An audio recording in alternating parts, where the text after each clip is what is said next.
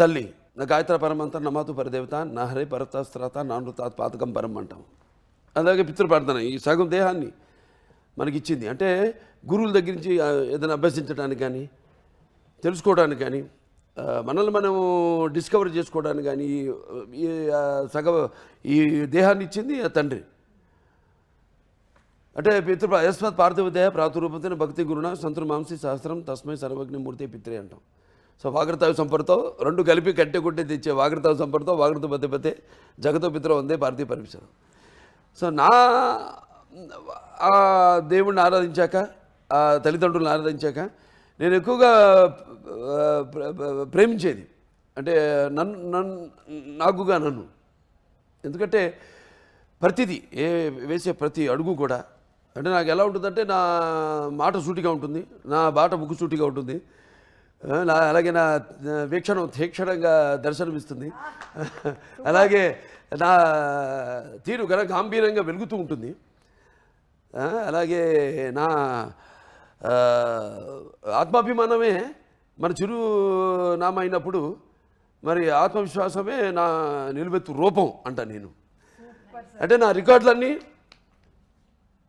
ఇప్పుడు చూసుకుంటే మొదటి నుంచి కూడా మేమంతా చాలా జెన్యున్గా ఉంటాం ఇండస్ట్రీలో, అంతే. మేము ఏదో గోరంతది కొండంత చేసే అలవాటు మాకు లేదు.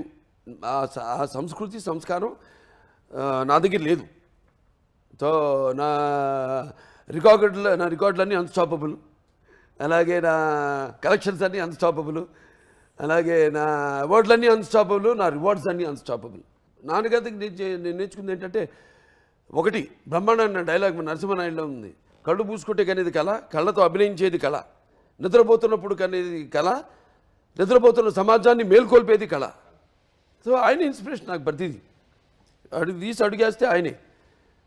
సో అలా ఏది నిష్కల్మషంగా మనం వేట్ల గురించి ఆలోచించాం కాబట్టి మన గురించి, మన పాత్ర గురించి, మన నిర్మాత గురించి, లేకపోతే మన ఇండస్ట్రీ గురించి. అంటే ఇండస్ట్రీ చాలామంది ఆధారపడి ఉంటారు, పంపిణీదారులు అయితేనేమి లేకపోతే ఎగ్జిబిటర్స్ అందరూ కూడా ఆధారపడి ఉంటారు. ఎంతోమంది నా అభిమానులు కూడా ఆధారపడి ఉంటారు నా సినిమాల మీద. వాడు పాప ఏం ఆశించారు నా దగ్గర నుంచి, ఇది కావాలి అది కావాలని ఏం ఆశించరు. అసలు ఏ రుణానుబంధం ఏ అనిపిస్తుంది, ఏ జన్మ అనుబంధం, ఏ రుణానుబంధమో, ఏ విడదీయలేని అనుబంధమో కదా నాకు అనిపిస్తుంటుంది. ఏదో భావస్థరాణి జన్మాంతర సహృదాణి అన్నట్టు, భావస్థరాణి జన్మాంతర సహృదాణి. ఏదో పోయిన జన్మలో ఒక 10 మందితో పరిచయం ఉంటే ఈ జన్మలో ఒకటిద్దరిని మనం తిరిగి పొందగలుగుతాం ఆ వాసన. కానీ ఇన్ని వేల లక్షల కోట్ల మంది అభిమానులు పొందడం అంటే అంతకంటే ఆస్తి నేను ఇంకొకటి వేరేది లేదనుకుంటా. అంతకంటే విలువైన ఆస్తి. ఎందుకంటే వాడు కూడా అంతే ఎంతో డెడికేటెడ్ నాకు. వాళ్ళు అంటే అది వెలగట్టలేనిది. వాళ్ళు ఎప్పుడు దేనికి ఎటువంటి ప్రలోభాలకి లొంగని వారు, అలాగే ఏ డబ్బుకి అమ్ముడు పోని వాడు నా అభిమానం. సూపర్. అందుకనే బాలకృష్ణ గారి ఎనర్జీ, బాలకృష్ణ గారి ఆరా ఇర్రీప్లేసబుల్ అంటాం మేమందరము. ఇట్ ఈస్ రియలీ ఇర్రీప్లేసబుల్ అండి. అంటే ఎన్ని సినిమాల నుంచి మనం చూస్తూ ఉన్నాము అదే ఎనర్జీని మెయింటైన్ చేస్తూ ఫ్యాన్స్ని కూడా ఇంకా కొత్తగా ఎలా ఎంటర్టైన్ చేయాలి అని ఇప్పటికీ ఆలోచిస్తూ, బాబీ గారు మీరు ఇందాక చెప్పిన విధంగా ఎలా ఒక కొత్త ఒకటండి ఫ్యాన్స్ ఏంటంటే సినిమా వాళ్ళు ఎప్పుడు నాతో ఉన్నారు. ఎప్పుడు ఏదైనా నేను దుఃఖాలు కష్టాల్లో ఉన్నప్పుడు నా కష్టాన్ని వాళ్ళ కష్టంగా నాతో పాటు పంచుకుంటారు. సరే ఆనందానికి ఇక వాళ్ళకి అదుపు లేదు. కానీ ఏంటంటే మెయిన్గా జనం మన తెలుగు వాళ్ళని నిజంగా చేతులెత్తి వాళ్ళకి నా ధన్యవాదాలు తెలియజేసుకోవాలి. ఎందుకంటే ఎప్పుడు ఏది కొత్తదనం ఇచ్చినా వాళ్ళు దాన్ని ఆస్వాదిస్తారు. ఏ కొత్తదనం ఇచ్చినా మనం ఇవ్వాలి. మందే ఏదైనా ఉంటే తప్పు మనలోనే ఉంది, కానీ లోపం వాళ్ళలో ఎప్పుడు లేదు. అది నాన్నగారి నుంచి కూడా చూసుకుంటే మీరు ఆయన ఎప్పుడూ ఒక 20 సంవత్సరాలు ముందు ఆలోచించి సినిమాలు చేస్తుండేవారు. ఆయన ఎప్పుడైతే ఇండస్ట్రీ ఒకే పందాన్ని వెళ్తాందో టక జనం మారుతున్న జనానికి ఆయన first is the only hero in the country who commercialize the industry.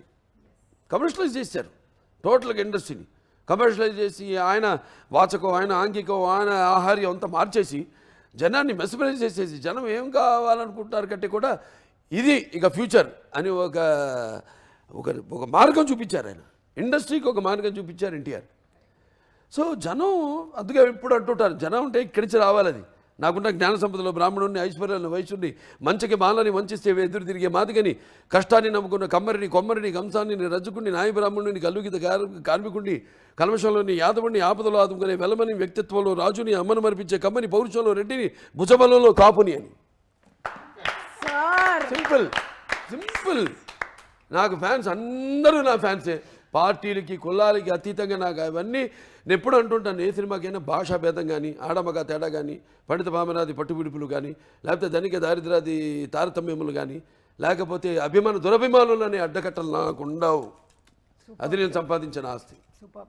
నిజంగానే మన సంస్కృతి సంప్రదాయాలని తెర మీద ప్రతిబింబించినటువంటి ఆ మహనీయులు, విశ్వవిఖ్యాత నటసార్వభౌములు శ్రీ నందమూరి తారక రామారావు గారిని ఈ సందర్భంగా గుర్తు చేసుకోవడం అనేది మనందరి కనీస బాధ్యతగా భావిస్తూ ఉన్నాము. ఈ రోజున చాలామంది, అంటే నందమూరి తారక రామారావు గారి సినిమాలు ఏవైతే ఉన్నాయో ఆ సినిమాల్లో ఉండేటువంటి ప్రతి ఒక్క డైలాగ్ని ఎంతోమంది, చాలామంది దాన్ని మళ్ళీ బైహార్ట్ చేసి చెప్పగలుగుతున్నారు. అంటే అది కేవలం ఆయన మనకిచ్చినటువంటి గొప్ప సంపద. అంతే. సినిమా మాధ్యమం ద్వారా ఆయన భక్తిని బతికిచ్చారు, భాషను బతికిచ్చారు, ఆ గెటప్స్ని బతికిచ్చారు. ఆ క్యారెక్టర్స్ ఎలా ఉంటాయి, కృష్ణుడు ఎలా ఉంటాడు ఎవడు తెలుసు, రాముడు ఎలా ఉంటాడు, లేకపోతే రావణాసుడు, ప్రతి నాయకులు కూడా, దుర్యోధనుడు ఎలా ఉంటాడు, భీముడు ఎలా ఉంటాడు, ఒక అర్జునుడు ఎలా ఉంటాడు, అర్జునుడే ఆ బృహన్నలు ఎలా ఉంటాడు, ఇవన్నీ ఆయన క్యారెక్టర్స్ చేసేసి ఆయన ఒక డిక్షనరీ, ఒక ఎన్సైక్లోపీడియా ఆయన మాకు అంతే. ఒక జనరేషన్నే కాదు, రానున్నటువంటి ఎన్నో తరాల్ని ఇన్స్పైర్ చేశారు. ఇప్పుడు మేమన్నా బట్ట కట్టాలన్నా ఏదో సినిమాలో ఒక క్యారెక్టర్లోకి వెళ్ళాలన్నా క్యారెక్టర్ భాష నుంచి కూడా ఆ విరుపులు ఇప్పుడు అలాగే గెటప్ కావాలంటే ఒక గంటనే మనం చూసుకోవాల్సిందో, సినిమా చూసుకొని దాన్ని దింపాల్సిందే, మనమే కష్టపడక్కర్లా. ఆయన ఇచ్చేసారు ఒక డిక్షనరీ, ఆయన ఈజ్ ఎన్సైక్లోపీడియా. అందులోనే ఇప్పుడు ఈ డాకు మహారాజ్ అనుకోండి, నేను ఆదిత్యకి ఇన్స్పిరేషన్ ఎవరు, మళ్ళీ దానికి ఒక సర్దార్ పాపారాయుడు ఉంది, అదేదో నేను చేసేసాను, దాన్ని మేము మళ్ళీ ఇన్స్పైర్ ఏం కాదు. నేను ఎందుకు ఆదిత్య ఇన్స్పైర్ అయింది, ఏ గెటప్ అయితే ఎట్లా ఉంటే, అంటే ఒక గెటప్ ముందు సంగీత శ్రీనివాసరావు నేను మాట్లాడుకున్నప్పుడు అలాంటిది ఆ పాపారాయుడు లాంటిది ఉంటే బాగుంటుంది అనుకున్నాం, అంతే. పంచుకోవడం generation. Shraddha, I think you should watch all of NTR Garu's films. They are so inspiring, so rich in culture and so rich in the language. I have been inspired so much by NT Ramarao Garu's films. I have learned so many of his dialogues, because of which me, even though being born as a Malayali, I could learn Telugu ante aa dialogue ni nenu chaala practice chesanu. So that really inspired me to actually pick up the language so very well. అందులోనూ చాలా కష్టమైన పదాలమ్మా, అవి easy పదాలు కాదు. వాటన్నిటినీ మనం పలకగలిగామంటే ఎలాంటి డైలాగులైనా మనం పలకగలుగుతాము. అండ్ ప్రజ్ఞ, మీరు అఖండ సినిమాలో చేసినప్పుడు I think you were the only heroine కదా, కానీ ఈ సినిమాలో other than you there are 2 other heroines. ఒకవేళ మీరు ఈ క్యారెక్టర్ కనుక పోర్ట్రే చేయకుండా ఉండుంటే ఈ 2 క్యారెక్టర్స్లో మీరు ఏది చేయడానికి ఇష్టపడేవాళ్ళు? ఊర్వశి గారి క్యారెక్టరా, శ్రద్ధ గారి క్యారెక్టరా?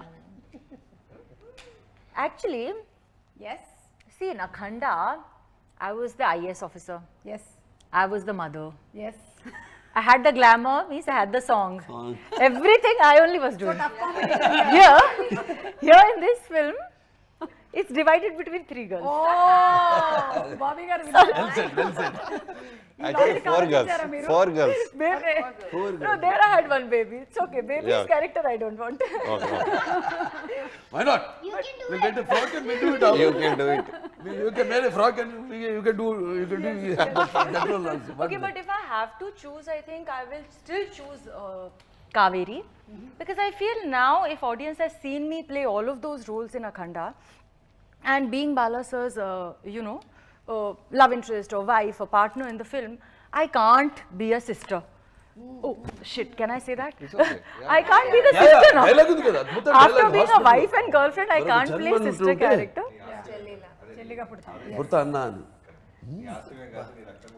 చెల్లిగా పుట్టాలి. నీ ఆశమే కాదు, నీ రక్తం కూడా పంచుకుని పుట్టే చెల్లిగా పుట్టాను. So I feel I can't be the sister, and I prefer Kaveri's character over the SP's character. So I would very happy to play Kaveri. I still got to do 2 roles now. I'm still the engineer and the Daku Maharani. I still play Kaveri. Still has 2 shades, so I'm very happy. కానీ ఈరోజు మాకు బాబీ గారికి ఒక కొత్త logic తెలిసిందనమాట. అందులో ఆవిడకి all 3 ఆవిడే portray చేస్తే ఇక్కడ 3 మధ్యలో డివైడ్ అయ్యింది అని. అండ్ శ్రద్ధ, మీ ఫస్ట్ రియాక్షన్ ఏంటి? ఇలా మీరు ఈ సినిమా చేయబోతున్నారు బాలకృష్ణ గారి సరసన అనేసరికల్లా what was your first reaction? Bobby Deol గారి పక్కన చేస్తున్నారు, బాలకృష్ణ గారితో చేస్తున్నారు. ఒక విషయం చెప్పాలి ఆవిడ గురించి మాత్రం. సార్, ఆవిడ ఒప్పుకోవాలని నేను ఎంత కోరుకున్నాను ఆ క్యారెక్టర్. ఎందుకంటే షీఈస్ వెరీ సెలెక్టివ్ అండి. బాలకృష్ణ సినిమా కాదు, లేకపోతే ఇది బాబీ గారి సినిమా, డైరెక్టర్ బాబీ సినిమా అని కాదు. She's very selective in her stories. That's what I seen her previous movies, ఇంతకుముందు చేసిన సినిమాలు.